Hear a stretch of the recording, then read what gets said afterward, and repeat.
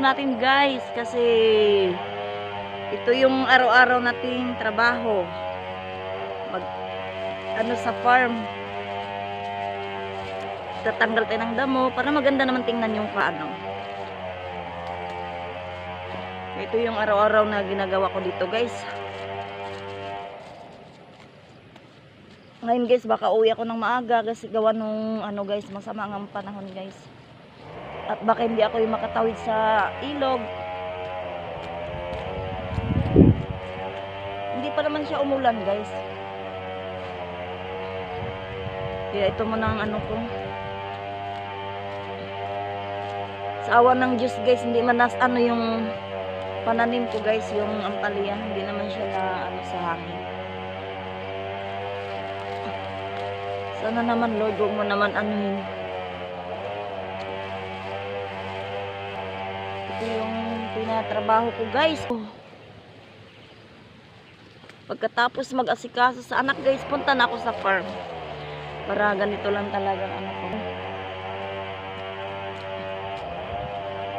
Grabe na naman kasi yung damo guys. Tapos ko lang ng guys. Ayan na naman siya.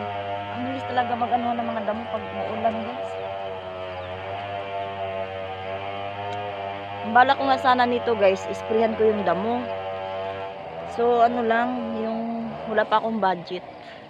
Wala pa akong budget sa ngayon, kaya ako muna mano-mano muna ako magtanggal ng damo.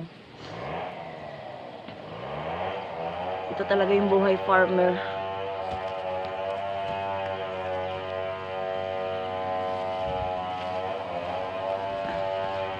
Ganito guys ang yung tinatanggal ko dito guys. Ayan Kaya yung ko guys, yan. Dito ako nagtatrabaho. Malawak kasi itong farm ko guys Kulang lang talaga ako sa budget guys.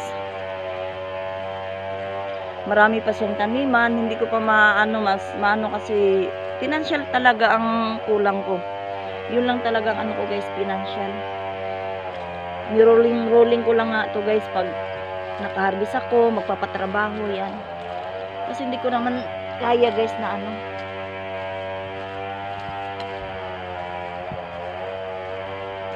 pag kumita konti sa farm ko guys, bumibili na ako agad ng papatrabaho ako, magtatanim uli ako ng ampalaya. Ang dami ko pang papatrabaho.